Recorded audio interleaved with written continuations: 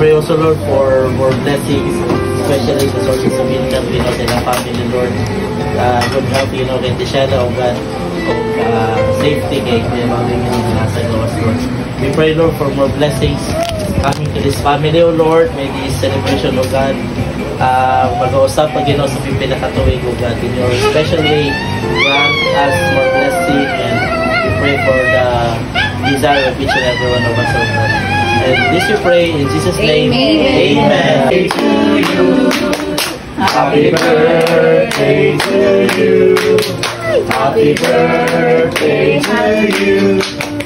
Happy birthday, happy birthday, happy birthday.